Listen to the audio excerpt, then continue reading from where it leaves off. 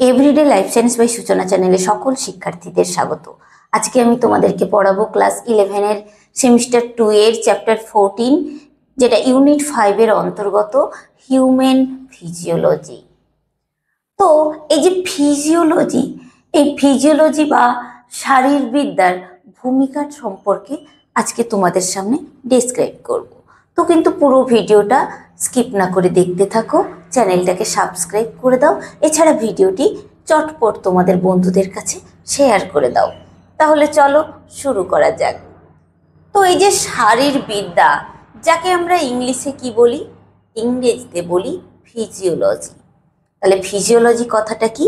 Physiology হচ্ছে একটা ইংরেজি কথা, তাই তো? তো এই যে ফিজিওলজি, এই কথাটা কোথার থেকে এসেছে? এই ফিজিওলজি কথাটা এসেছে গ্রিক শব্দের থেকে।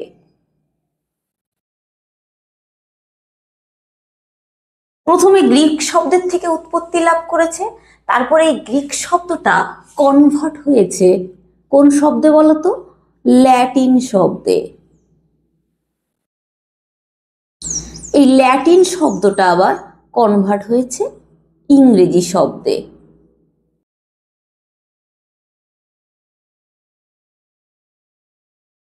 যা আমরা বর্তমানে এখন বলে থাকি ফিজিওলজি। তো গ্রিক শব্দ থেকে এই ফিজিওলজি কথাটার উৎপত্তি হয়েছে, তাই তো? তাহলে ফিজিওলজি হচ্ছে একটি ইংরেজি শব্দ, তাই তো, যেটি গ্রিক শব্দের থেকে উৎপত্তি লাভ করেছে। তো ফিজিওলজি যে গ্রিক শব্দের থেকে উৎপত্তি লাভ করেছে, সেই শব্দ দুটো কি? একটি হচ্ছে ফুজিস আর একটি হচ্ছে লোগোস। এই ফুজিস কথার অর্থ হচ্ছে প্রকৃতি, আর লোগোস কথার অর্থ হচ্ছে জ্ঞান। তখনকার দিনে এই ফিজিওলজি বলতে বোঝানো হতো প্রকৃতি সম্বন্ধীয় জ্ঞান বা প্রকৃতি বিষয়ক যে জ্ঞান, তাকে কিন্তু আগে ফিজিওলজি বলা হতো। ঠিক আছে? তারপরে সেখান থেকে এই ফুসিস এবং লোগোস এটা কনভার্ট হয়ে গেল কি শব্দ? হয়ে গেল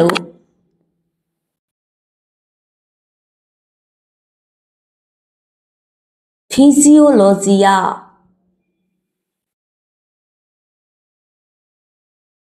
কি শব্দ হলো? ফিজিওলজিয়া, যেটা আবার কনভার্ট হলো ফিজিওলজিতে।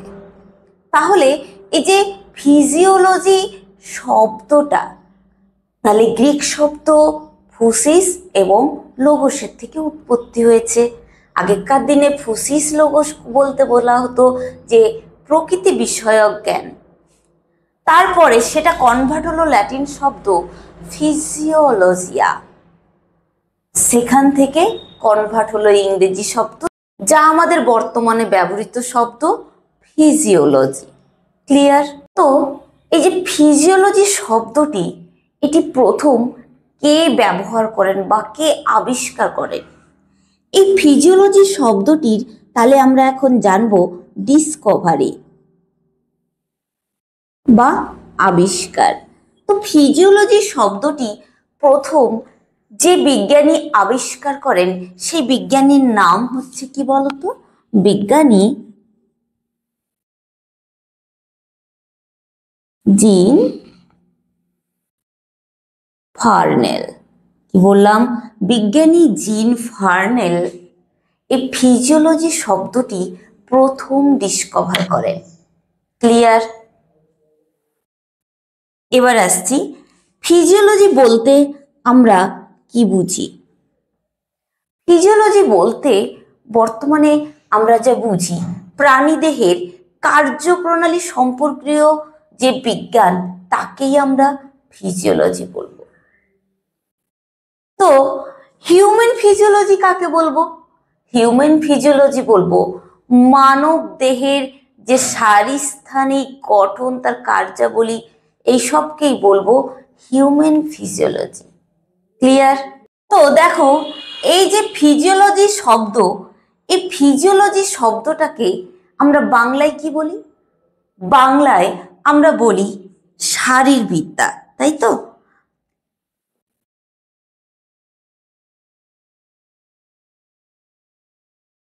এই ফিজিওলজিকে আমরা বাংলায় কি বলে থাকি? বাংলায় বলে থাকি শারীরবিদ্যা। এছাড়াও আর কি কি নামে আমরা অভিহিত করতে পারি? ফিজিওলজিকে আর যে যে বাংলা নামগুলোতে আমরা ডাকতে পারি সেগুলো হচ্ছে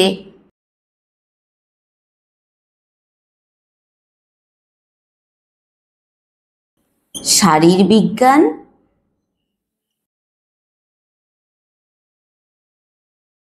শারীরবৃত্ত।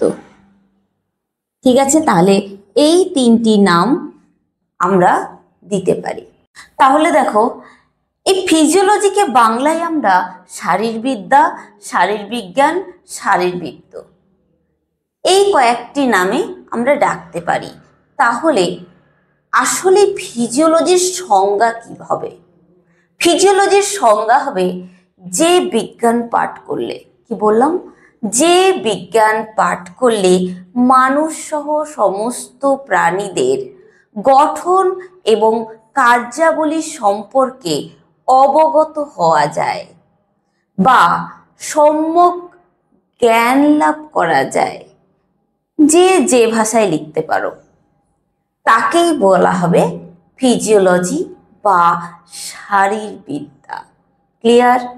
আরো একবার বলে দিচ্ছি, শারীরবিদ্যা বা ফিজিওলজি তাহলে সংজ্ঞা কি হবে?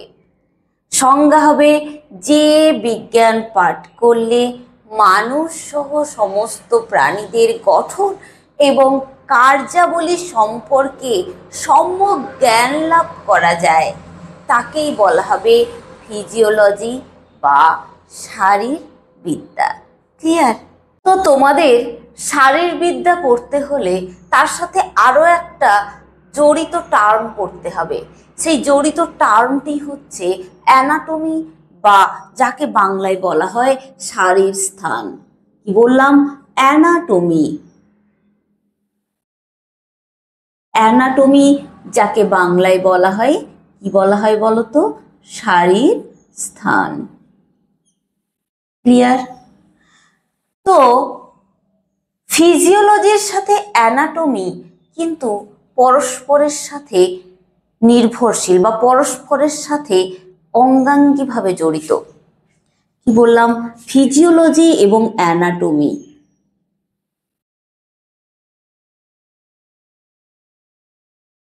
এই শারীরবিদ্যা এবং শারীরস্থান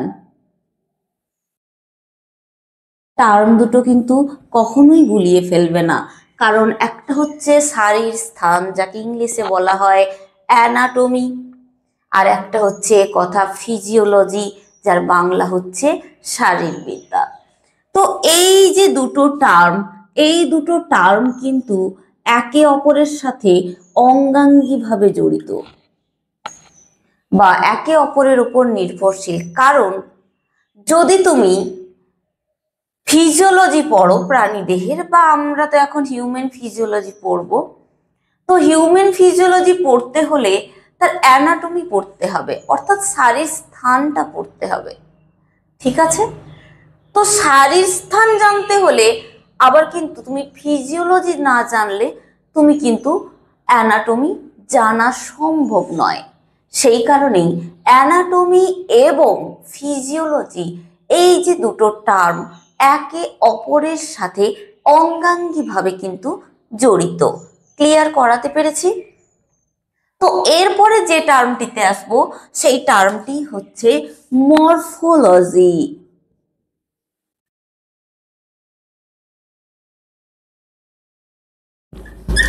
আচ্ছা, এই মরফোলজির বাংলা কি তাহলে? মরফোলজির বাংলা হচ্ছে অঙ্গ সংস্থান। মরফোলজির বাংলা কি বললাম? অঙ্গ সংস্থান। তো মরফোলজি কাকে বলে? মরফোলজি হচ্ছে প্রাণীদেহের বাহ্যিক যে গঠন, সেই বাহ্যিক গঠনকে বিশ্লেষণ করাকেই হচ্ছে মরফোলজি। ধরো আমি মানুষ, আমার একটা বাহ্যিক গঠন আছে যা দেখে তুমি নিজেকে বলবে যে আমি মানুষ, তাই তো? তুমি নিশ্চয়ই বলবে না যে ভেড়া, কারণ ভেড়ার গঠন, বাহ্যিক গঠনটাই আলাদা, ঠিক আছে?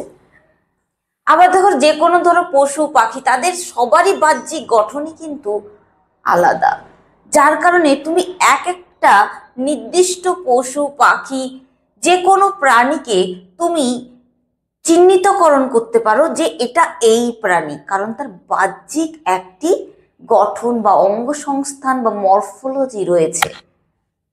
ক্লিয়ার? অ্যানাটমি হচ্ছে কোনো অঙ্গ, কি বললাম, কোনো অঙ্গের গঠন, সেটা আভ্যন্তরীণ হতে হবে আর বাহ্যিক হতে হবে। গঠনটা বাহ্যিক হতে হবে, আভ্যন্তরীণ হতে হবে, এবং তার শারীরস্থানিক অবস্থানকেই বলা হবে কি অ্যানাটমি বা শারীরস্থান। ক্লিয়ার? তো এই অ্যানাটমি আবার কিন্তু দুই ধরনের হয়। কি কি দুই ধরনের অ্যানাটমি হচ্ছে? একটি হচ্ছে সিস্টেমিক অ্যানাটমি, একটা হচ্ছে রিজিওনাল অ্যানাটমি। সিস্টেমিক অ্যানাটমিটা কি? সিস্টেমিক অ্যানাটমিটা হচ্ছে প্রাণীদেহের কোনো তন্ত্র, সেই তন্ত্রের যখন গঠন সম্পর্কে অবগত হওয়া যায় তখন তাকে বলা হয় সিস্টেমিক অ্যানাটমি। তাহলে সিস্টেমিক অ্যানাটমি কি হয়? প্রাণীদেহের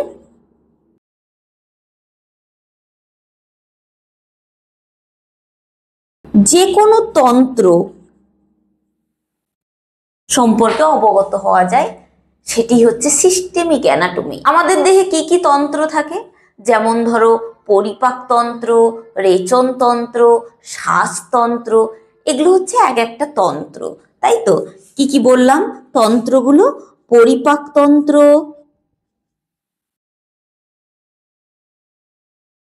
রেচনতন্ত্র,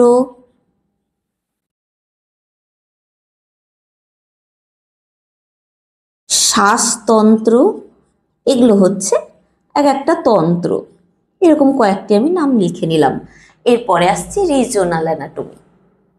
তো প্রাণীদেহের যে বিভিন্ন তন্ত্র রয়েছে, সেই তন্ত্রগুলোর মধ্যে যখন যে কোনো একটি অঙ্গের গঠন বর্ণনা করা হয়, ঠিক আছে, তখন তাকে বলা হয় রিজিওনাল অ্যানাটমি। ক্লিয়ার? তাহলে রিজিওনাল অ্যানাটমিটা কি? যে কোনো তন্ত্রের অন্তর্গত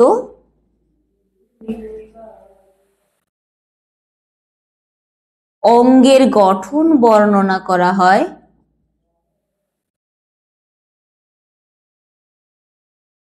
তখন তাকে বলা হয় রিজিওনাল অ্যানাটমি। ঠিক আছে? যেরকম ধরো পরিপাক তন্ত্রের মধ্যে ধরো মুখবিবরের গঠন বর্ণনা করা হচ্ছে, পাকস্থলীর গঠন বর্ণনা করা হচ্ছে, ঠিক আছে?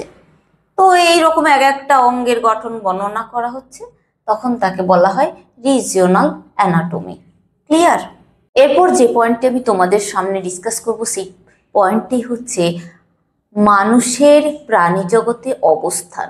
তো আমরা কেনই মানুষের প্রাণী জগতের অবস্থানটা আমরা প্রথম আজকে জানবো, কারণ আমরা পড়তে যাচ্ছি হিউম্যান ফিজিওলজি। সেই কারণেই আমরা প্রাণী জগতে মানুষের অবস্থানটা জানবো।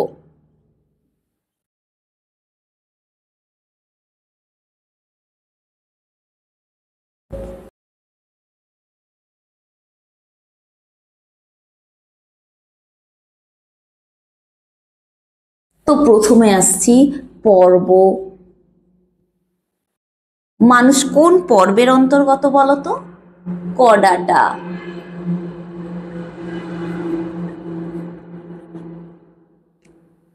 তারপরে আসছি শ্রেণী। কোন শ্রেণীর অন্তর্গত? শ্রেণী হচ্ছে ম্যামেলিয়া।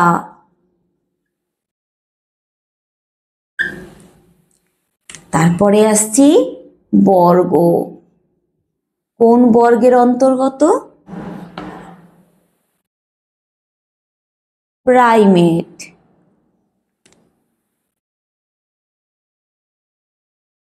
গণ কি হবে? গণ হবে হোমো। প্রজাতি কি হবে?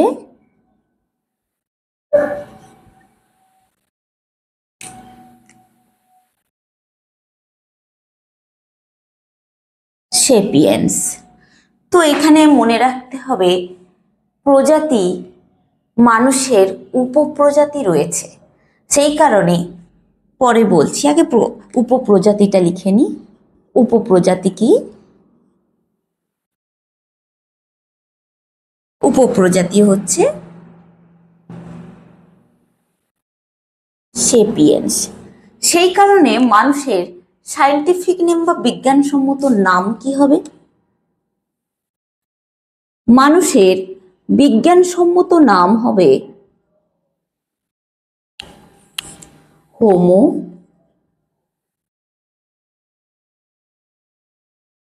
সেপিয়েন্স। সেপিয়েন্স কি বললাম? Homo sapiens sapiens. ক্লিয়ার? তাহলে মানুষের বিজ্ঞানসম্মত নাম কি হবে? Homo sapiens sapiens. তাহলে মানুষের পর্ব কি? মানুষ কয়টা পর্বের অন্তর্গত? শ্রেণী হচ্ছে ম্যামেলিয়া, বর্গ হচ্ছে প্রাইমেট, গণ হচ্ছে হোমো, প্রজাতি সেপিয়েন্স, আর উপপ্রজাতিও সেপিয়েন্স।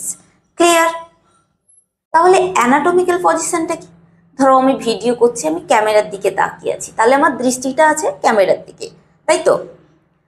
তো দেখো আমি কিন্তু সোজাভাবে দাঁড়ালাম, হাত দুটো ছেড়ে দিলাম।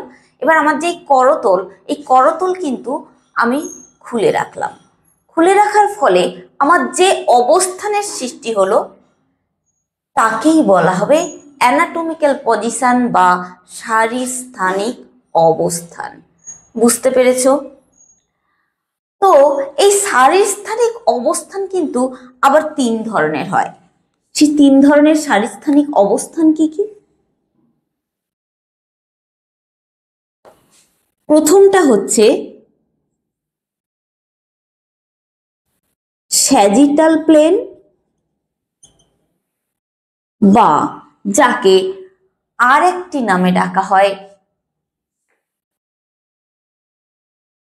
Median plane. এই স্যাজিটাল প্লেন বা মিডিয়ান প্লেনের বাংলা হচ্ছে মধ্যগতল। বাংলা কি? বাংলা হচ্ছে মধ্যগতল। আচ্ছা, এরপরে যে ভাগটিতে আসছি সেটি হচ্ছে করোনাল প্লেন,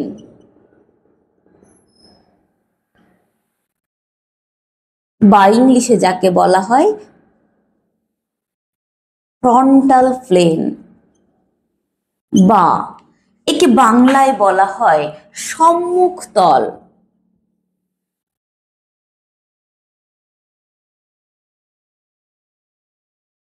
আর তৃতীয়টি হচ্ছে হরিজন্টাল প্লেন। কি বললাম?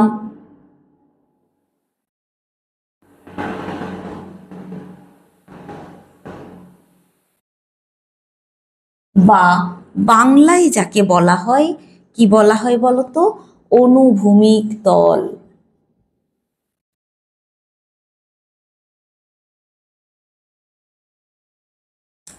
তো প্রথমে যে পয়েন্টটিতে আসছি সেটা হচ্ছে স্যাজিটাল প্লেন বা মধ্যগতল। তার মানে মানুষকে মধ্য বরাবর যদি লম্বচ্ছেদ করা হয়, তার মানে এই মাথার নাকের সোজাসুজি লম্বচ্ছেদ করা হয়, একটি বাম খণ্ড একটি ডান খণ্ড হয়ে যাবে, তখন তাকে বলা হবে স্যাজিটাল প্লেন বা মিডিয়ান প্লেন বা মধ্যগতল। বুঝতে পেরেছো?